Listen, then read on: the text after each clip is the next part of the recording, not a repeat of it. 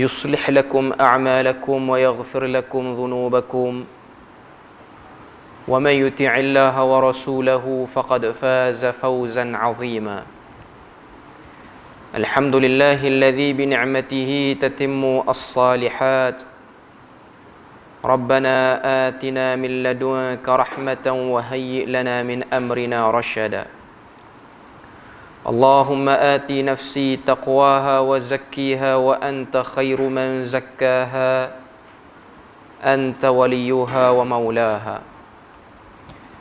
Alhamdulillah, syukur pada Allah Azza wa Jalla kerana dengan rahmat dan juga limpah kurnia yang Allah Subhanahu wa Ta'ala berikan, dapat kita sama-sama berada dan berkumpul dalam majlis yang mulia pada malam ni. Majlis yang insya-Allah akan dinaungi oleh para malaikat, seperti mana yang disebutkan oleh Nabi daripada sahabat bernama Abu Hurairah. Kata Nabi sallallahu alaihi wasallam, "Majtama'a qaumun fi baitin min buyutillah yatluna kitaballah wa yatadarasunahu bainahum illa nazalat 'alaihimus sakinah wa ghashiyatuhumur rahmah wa haffathumul malaikah wa dzakarahumullahu fi man 'indah." Hadis yang terkenal ni, Nabi cerita pada kita tentang kelebihan berada dalam majlis ilmu dan apa yang akan diperolehi oleh orang yang duduk dalam majlis ilmu ni. Nabi kata majtama'a qaumun, tidak berkumpul satu kaum, tidak berkumpul satu kaum di rumah daripada rumah-rumah Allah, yang di dalam masjid. Dan apa kaum tu buat? Yatluna kitab Allah, baca ayat Allah, iaitu baca ayat pada Al-Quran. Wa yatadarasunahu bainahum, ataupun kita belajar daripada ayat tersebut antara kita ni. Illa nazalat alaihimus sakinah, Allah Ta'ala turun pada kita ni ketenangan. Sakinah dengan makna ketenangan, yang ni hilang pada kita segala serabut. Wa ghashiyatuhumur rahmah, dilitupi dengan rahmat, maknanya kita dinaungi dengan rahmat. Wa haffathumul malaikah, dan para malaikat berada. Maknanya nak tunjuk pada kita bahawasanya di sinilah tempat berkumpulnya para malaikat yang membawa rahmat Allah. Wa dzakarahumullahu fi man 'indah, dan malaikat akan masyhurkan nama-nama orang yang berada dalam majlis ilmu ni di sisi Allah Azza wa Jalla. Hadis yang merupakan tarhib ataupun saranan gesaan untuk kita sentiasa mencari majlis ilmu dan kita beradab bila mana berada dalam majlis ilmu, dan kita mencari rahmat Allah, tujuan untuk dapat istighfar, yang mana kita dah sebut sebelum ni dalam kitab Mukhtasar Minhajul Qasidin yang kita bahas, iaitu bab berkaitan dengan al-ilm wa fadlihi wa ma yata'allaqu bihi, berkaitan dengan ilmu, kelebihan dan apa yang berkait dengan ilmu tu.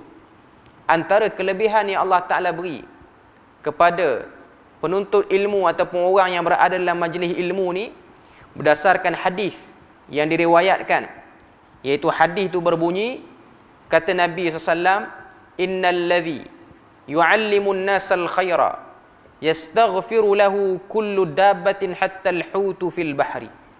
Orang-orang yang mengajarkan ilmu ataupun orang yang belajar ilmu itu diampuni oleh sekalian makhluk yang melata. Ad-dabbah ni maksudnya semua makhluk yang melata.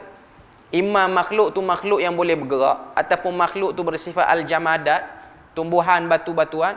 Istighfar, tidak ada lagi apa yang kita nak dalam hidup kita ni melainkan istighfar daripada dosa-dosa kita.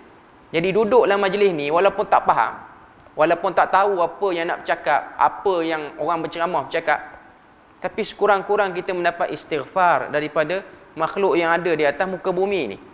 Dan dengan istighfar itulah balik jumpa Tuhan nanti bersih. Adalah sikit peluang ataupun cerahlah sikit nak ada gaya nak jadi ahli syurga tu. Okay. Jadi kita sambung lagi perbahasan daripada masail fi talabil ilmi wa aqsamihi. Permasalahan berkaitan dengan menuntut ilmu dan juga kedudukannya ataupun martabatnya, yang mana sebelum ni kita dah baca sikit. Dan masalah ni ataupun huraian ini ditulis oleh Al-Imam Az-Zahabi rahimahullahu ta'ala yang wafat pada tahun 748. Okay. Yang mana dia sebut pada kita sebelum ni kita dah bahas tentang ilmu-ilmu yang wajib. Okay. Dan hari ini kita akan bahas lagi sambungan daripada apa yang disebutkan oleh Al-Imam Az-Zahabi. Jadi kita tengok apa yang disebutkan. Sebelum ni dia kata, imma ala kulli ahadin kas-salah wal iman wa ma 'urifa bid-darurati min dinil Islam min al-awamiri wan nawahi allati la yashibbu al-ghulamu fi baladin illa wa huwa yadriha insyaallah. Menuntut ilmu yang wajib itu ada dua, iaitu wajib kepada setiap individu, iaitu ilmu berkenaan dengan salat dan iman, ilmu berkenaan dengan ibadah, dan juga ilmu berkenaan dengan tauhid. Ini dua ilmu utama. Kemudian sambungan kita pada hari ini, dia nak sebut pada kita apakah yang terkandung dalam dua ilmu tu, bahagian mana yang paling penting. Wa fihi masail, dan pada perbahasan ini ada beberapa persoalan. Dia kata fayajibu 'alal mar'i at-tasdiqu bi kulli ma jaa'a bihi ar-rasul sallallahu alaihi wasallam 'alal ijmal wa ya'taqidu dinal islami i'tiqadan jaziman wa la yata'ayyanu 'ala man thalaja sadruhu bidzalik. Setiap individu itu wajib memperbenarkan setiap perkara yang disampaikan oleh Allah dan Rasul sallallahu alaihi wasallam secara umum dan beriktikad sepenuh jiwa dengan agama ini. Jadi kata Al-Imam Az-Zahabi, antara bahagian utama dalam bab ilmu akidah ataupun ilmu iman ni ialah kita tasdik, yakni benarkan. Benarkan ni maksudnya apa? La syakka wala raiba, tidak ada syak dan tidak ada keraguan bila mana datang satu ayat daripada Al-Quran ataupun datang satu hadis daripada Nabi, kita tidak boleh tolak. Sebab kita sebagai orang Muslim dan orang Islam itu ialah orang yang menyerah diri dan tunduk bila mana dihadapkan di hadapannya dalil daripada Al-Quran dan juga sunnah Nabi sallallahu alaihi wasallam. Dan kata penulis rahimahullahu taala, dia sebut sini alal ijmal, terimalah segala apa yang datang daripada Allah dan Rasul itu secara umum. Wa ya'taqidu dinal islami i'tiqadan jaziman, dan ia hendaklah beriktikad ataupun beriman pada agama Islam ini dengan iktikad yang jelas. Wala yata'ayyanu 'ala man salaja sadruhu bidzalik. Orang-orang yang hatinya telah tenang dengan perkara ini akan merasakan bahawa tiada keperluan untuk dirinya mempelajari sesuatu daripada ilmu lain. Kita tengok apa yang disebutkan oleh Al-Imam Az-Zahabi sini. Dia kata wala yata'ayyanu 'ala man salaja sadruhu.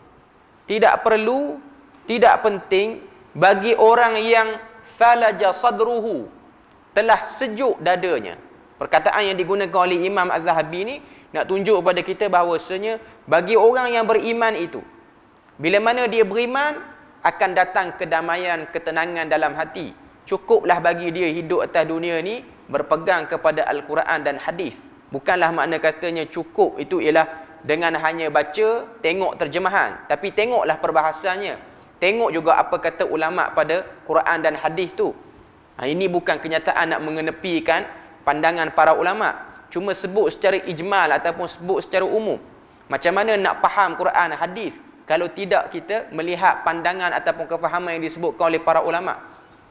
Cuma nak sebut kepada kita, pembelajaran itu berperingkat. Dia satu peringkat demi satu peringkat. Cuma bagi orang yang dah sibuk dengan ilmu, kata Imam Az-Zahabi, maka mereka tidak lagi berhajat kepada ilmu lain, ilmu-ilmu yang tak penting.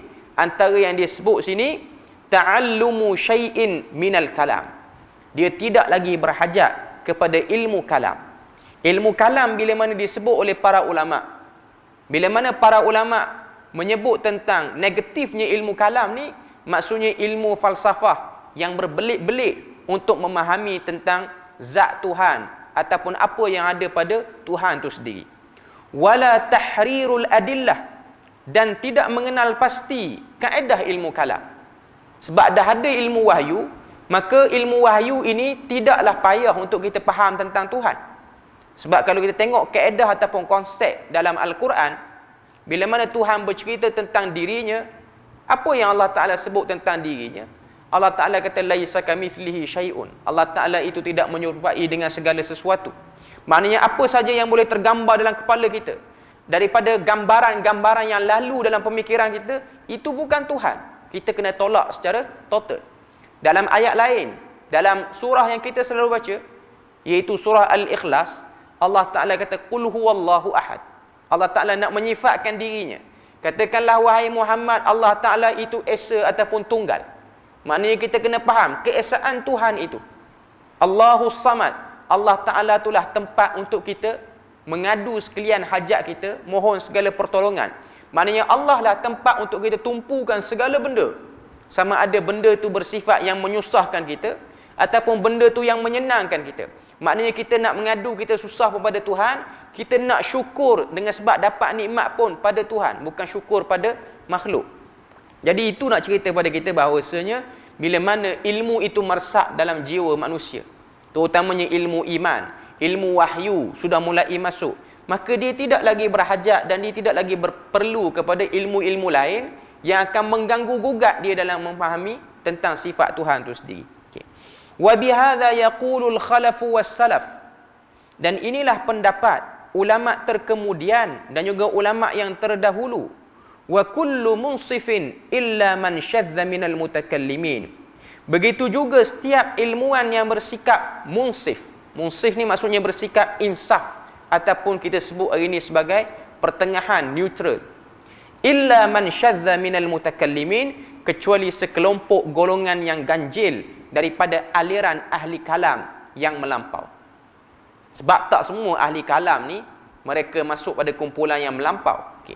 Tapi bila sebut ahli kalam, adalah sedikit kecelaruan dia. Ahli kalam yang kita sebut sini ialah ahli kalam falsafah tu. Bukan ahli kalam secara umum. Okay.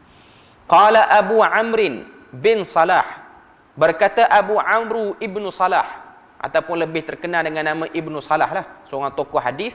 Dia kata, hadza ajma'a alaihi sadrul ummah. Pendapat inilah yang telah disepakati oleh generasi awal umat ini. Wa huwa madhhabul fuqaha wa man la uhsihi min mutakallimi ashabina.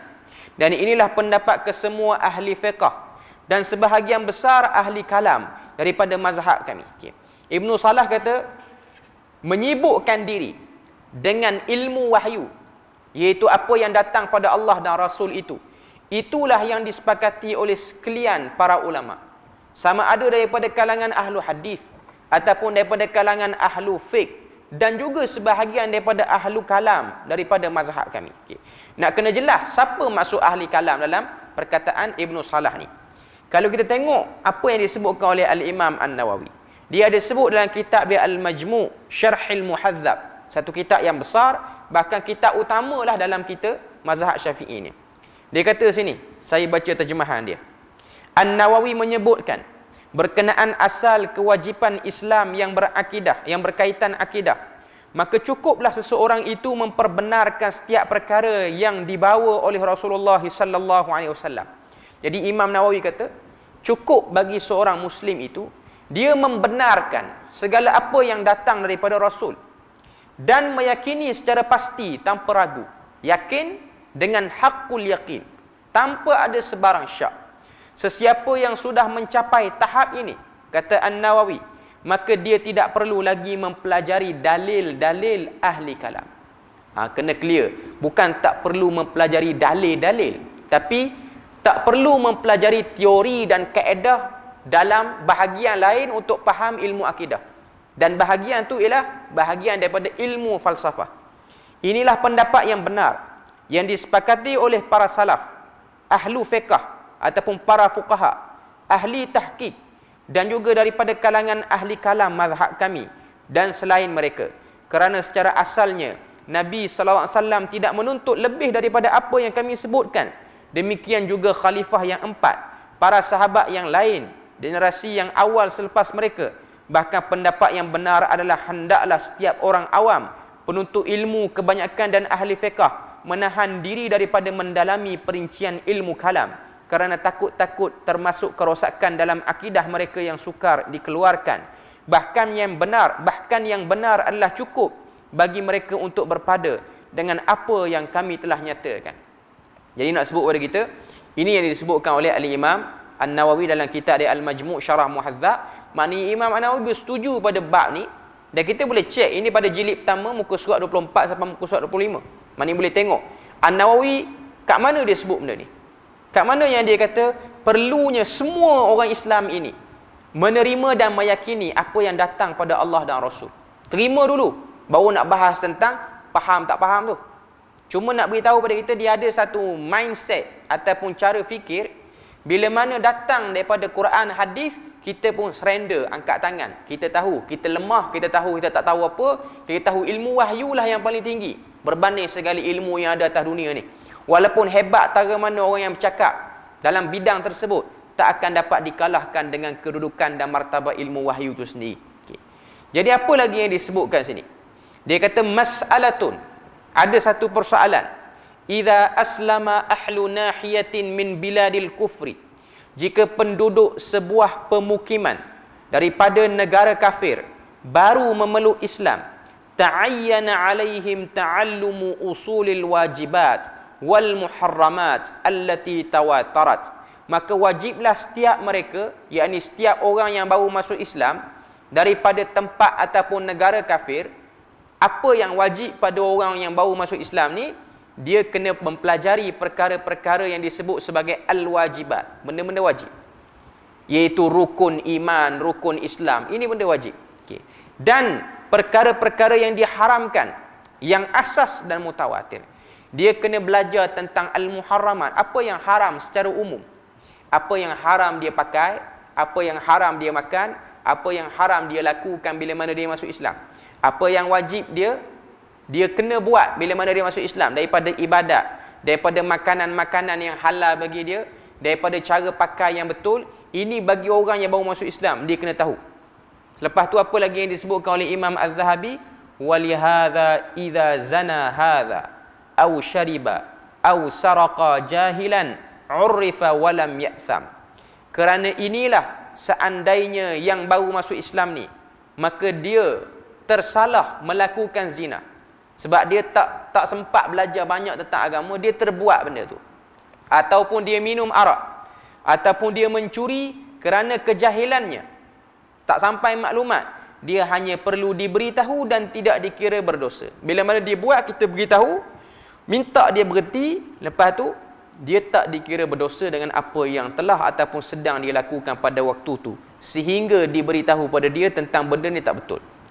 Wa hal yu'azzaru aw yu'fa anhu aw yuhaddu, bila mana kita tertangkap, kita tangkap dia buat benda tu, dia baru masuk Islam, dia duk buat benda-benda yang haram bagi seorang muslim atas alasan dia jahil, adakah dia perlu didenda? Hal yu'azzar, adakah perlu dia dikenakan hukuman ta'zir ataupun denda? Au yu'fa, atau dimaafkan, atau dijatuhkan hukuman hudud? Fihi niza'un bainal ulama, urusan ini telah berbeza pendapat di kalangan para ulama. Wazahir, dan yang zahir di sini darul haddi anhu, namun pendapat yang dekat dengan kebenaran ialah hudud tidak dijatuhkan ke atasnya bagi orang-orang yang tidak orang-orang yang baru masuk Islam dan telah melakukan benda-benda yang tak sepatutnya orang Islam buat, tapi atas sebab kapasiti jahil. Sebab dalam ayat lain surah Al-Isra, Allah Ta'ala sebut wa ma kunna mu'adzibin hatta nab'atha rasula, kami tak akan azab satu-satu orang sehingga kami hantar rasul. Rasul itu maksudnya orang yang bercakap, orang tu memberikan hujah, bukan rasul tu maksudnya nabi ataupun para rasul. Nak cerita pada kita, orang di sini ataupun rasul di sini maksudnya lah orang yang memberikan hujah, orang yang memberikan evidence apa salahnya ataupun apa yang betulnya. Okay.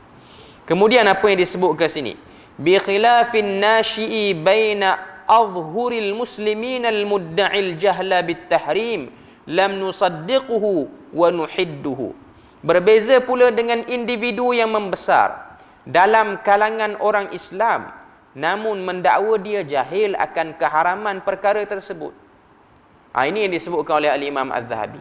Imam Az-Zahabi kata kalau yang baru masuk Islam dia terbuat benda-benda yang haram, maka tak dijatuhkan hukuman ta'zir, tak kena, hudud tak kena. Maknanya dia yu'fa anhu, dimaafkan dia.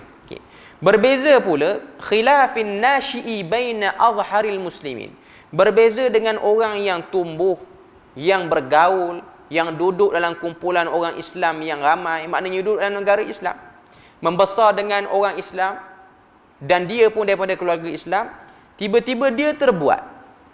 Dia minum arak ke, dia berzina ke, dia mencuri ke, kemudian dia beralasan dengan jahil. Dia beralasan dengan jahil.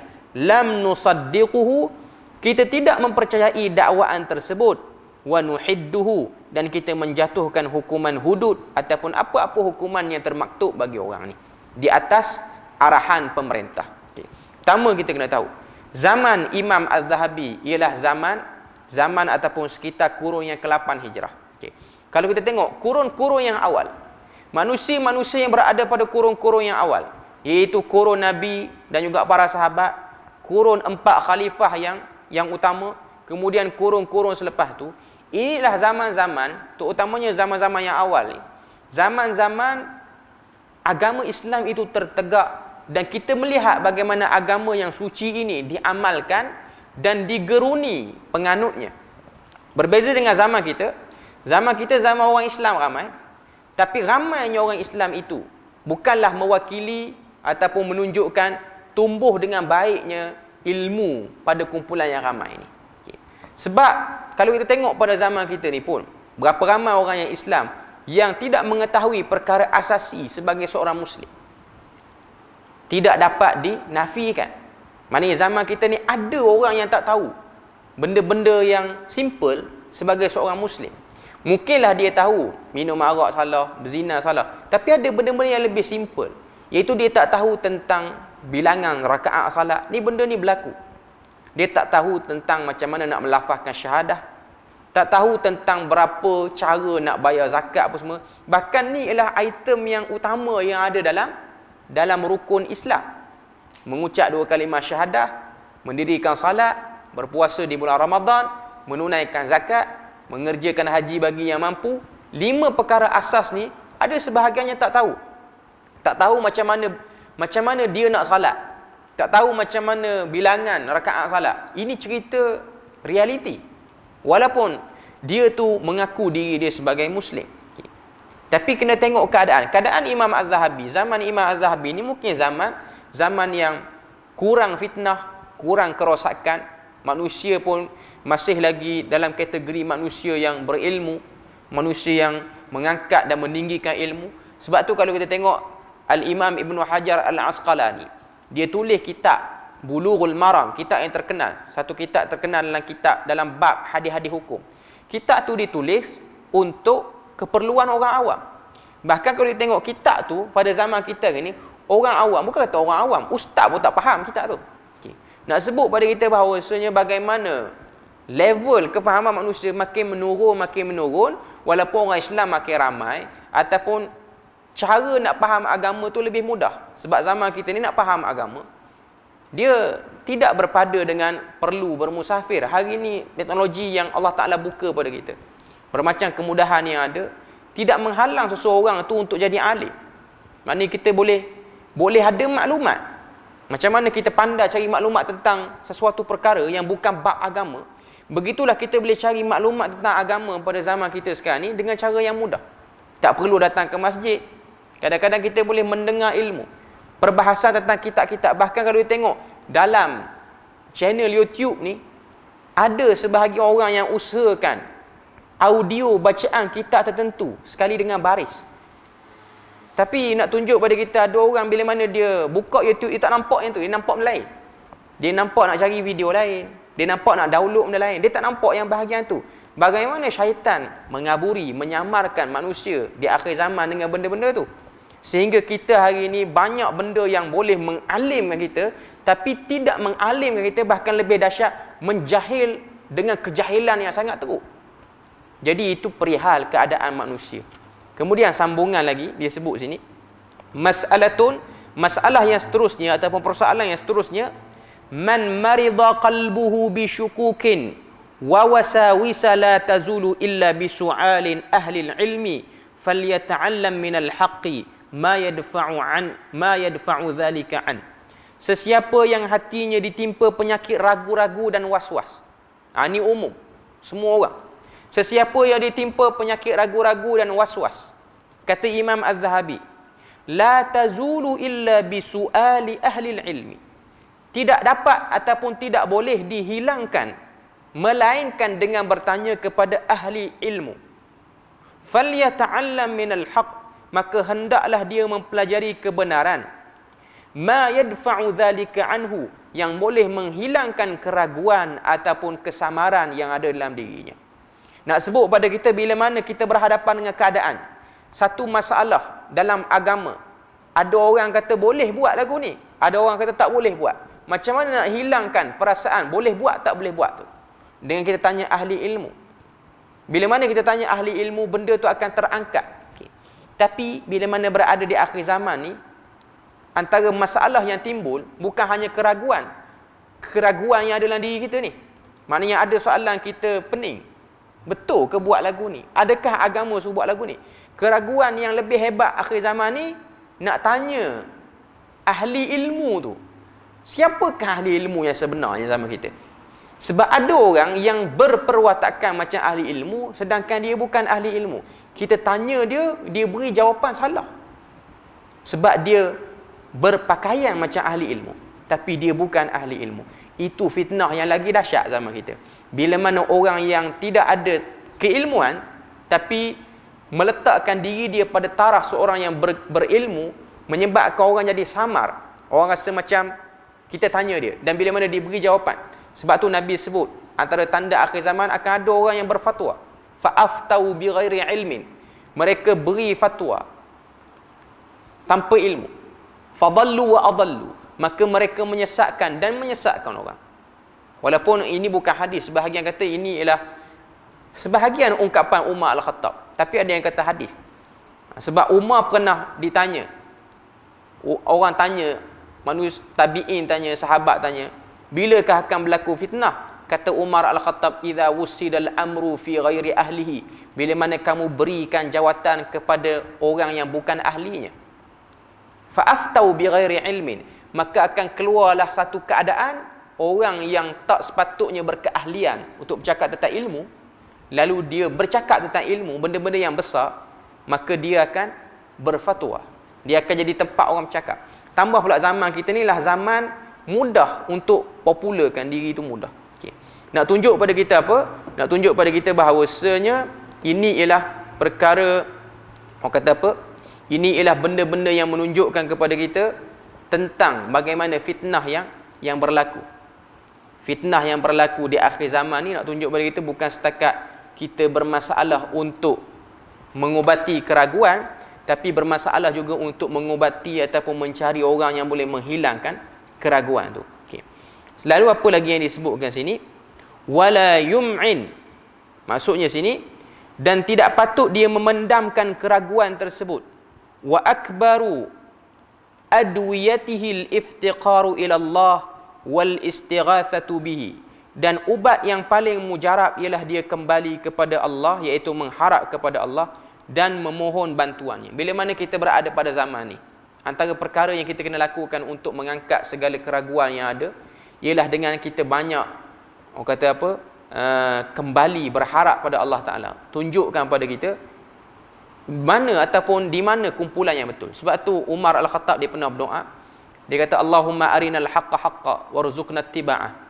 Ya Allah, engkau tunjukkanlah kepadaku kebenaran dan engkau rezekikan aku untuk mengikuti kebenaran.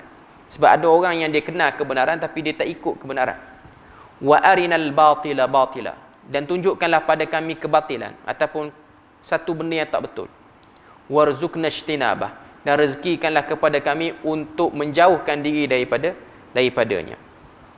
Falyukarrir hadha ad-du'a wal yukthir minhu, dan hendaklah dia mengulang dengan kerap berdoa. Okey, iaitu doa yang dia sebut sini, dia letak satu doa. Imam Az-Zahabi dia letak pada kita ni satu doa. Doa ni riwayat daripada Imam Muslim. Okey. Allahumma rabb Jibril wa Mikail wa Israfil wa Israfil. Allahumma rabb Jibril wa Mikail wa Israfil.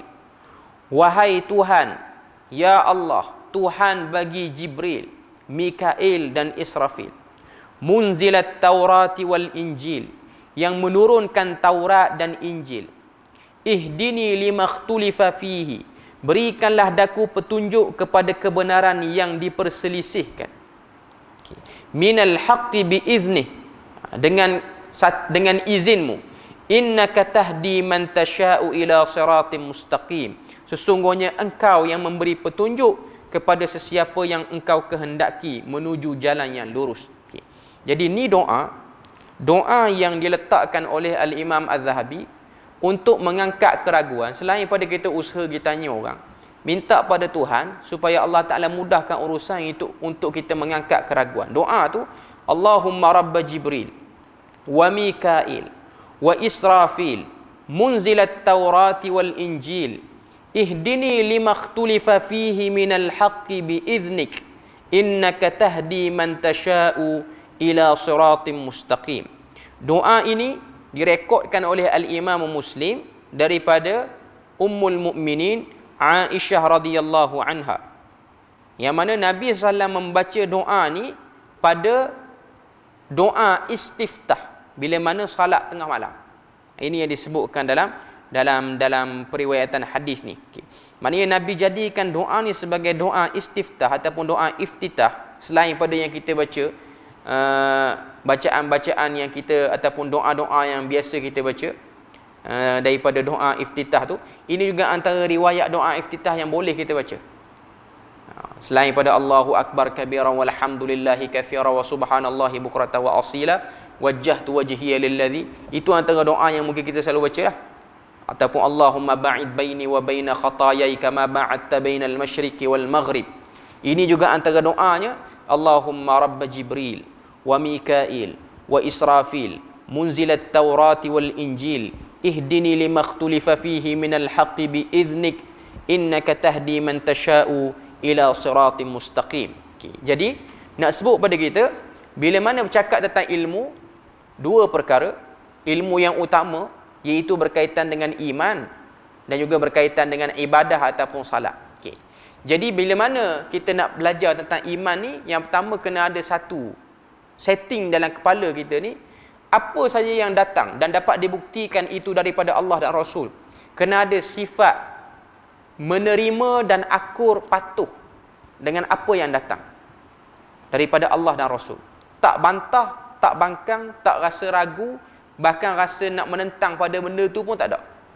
Jadi itu antara prasyarat untuk dapat ilmu tu dulu. Jadi kalau prasyarat yang utama ni tidak ada, dia akan menghalang kita untuk dapat ilmu ataupun kefahaman tu. Jiwa yang boleh tunduk dengan wahyu, itu yang dimaksudkan. Lepas tu Imam Az-Zahabi dia sebut sini, dia kata persoalan tentang orang yang baru masuk Islam, apa yang dia kena tahu?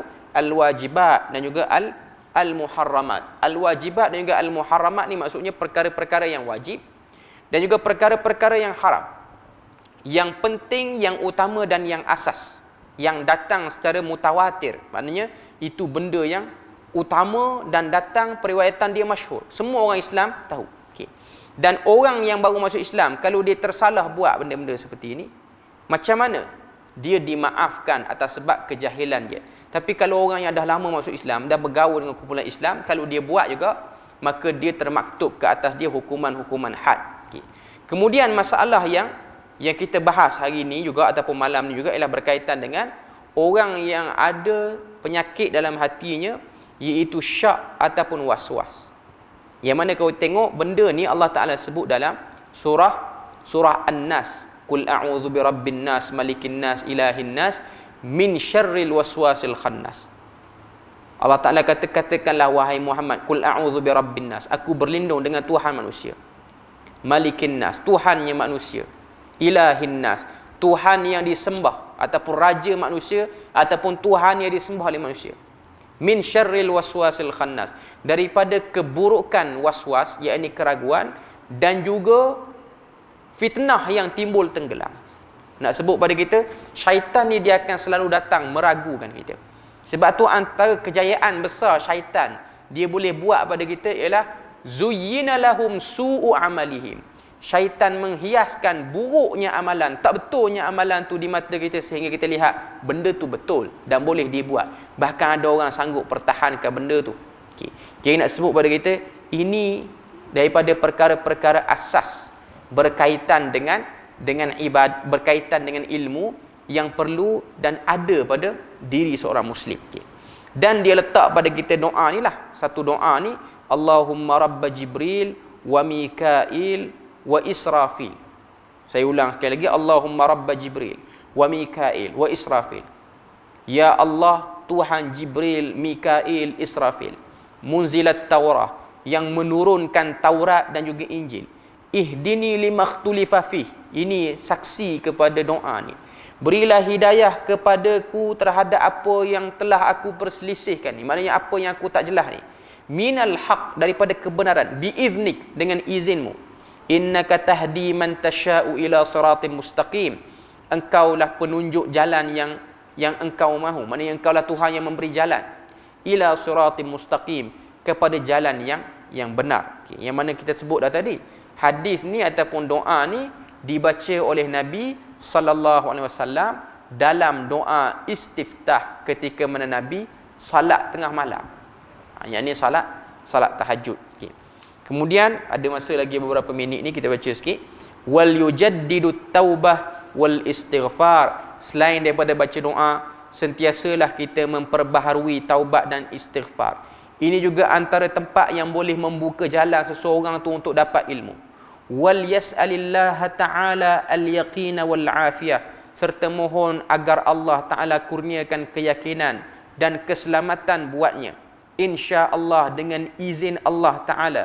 La yanqadi anhu ayyamun illa wa qad ufiya. Kata Imam Az-Zahabi, dalam beberapa hari, maknanya ada tempoh, dia akan sembuh daripada keraguan tu. Yang penting nak kena buat dulu. Jangan kita ada keraguan, kita pun carilah orang nak tanya. Tapi tak ada usaha yang berbentuk spiritual punya effort ataupun orang kata apa, kesungguhan, ataupun satu usaha yang berbentuk pengharapan secara dalam, berbentuk ibadah tu sendiri. Qad ufiya insya-Allah wa qad ufiya insya-Allahu min maradihi, dan Allah Ta'ala akan mengubatinya dengan izin Tuhan daripada penyakit tersebut. Wasalima lahu tauhiduh, maka selamatlah akidah tauhidnya. Wastaraha minad dukhuli fi ilmil kalam, kemudian sekaligus terselamatlah ia daripada masuk ataupun terjerumus ke dalam ilmu kalam, iaitu ilmu yang boleh memporak-porandakan ataupun ilmu yang boleh mencelarukannya. Walillahil azim, dan Allah Ta'ala itulah Tuhan yang maha agung. Ta'allumuhu lidar'i da'ihi, mempelajarinya untuk menghilangkan keraguan, boleh mendatangkan lebih banyak penyakit keraguan. Kata Imam Az-Zahabi, belajar ilmu kalam untuk hilang keraguan, tidak hilang keraguan melainkan tambah lagi keraguan. Muwalladun lahu adwa'un adidatan rubbama qatalathu, akan menyebabkan keluar banyak penyakit ragu, bahkan mungkin boleh menyebabkan penyakit itu membunuhnya, yakni kekal dia dalam keraguan. Balla taqa'u kasratus syukuk wasyubahu illa liman ishtaghala bi'ilmil kalam wal hikmah. Kita sambung sikit lagi nak perhabis ni. Bahkan lambakan keraguan dan syubhah hanya menimpa sesiapa yang mendalami ilmu kalam dan falsafah sahaja. Jadi itulah sedikit sebanyak perkongsian yang dah kita baca daripada kalam Imam Az-Zahabi rahimahullahu ta'ala. Moga Allah Ta'ala beri rahmat dan berkat pada kita. Jadi kita mohon Allah Ta'ala beri pada kita hidayah. Semoga kita berada pada jalan yang benar dan mendapat ilmu kebenaran yang betul. Setakat tu saja. Subhanakallahumma wa bihamdik, asyhadu an la ilaha illa anta wa astaghfiruka wa atubu ilaik. Wassalamualaikum warahmatullahi wabarakatuh.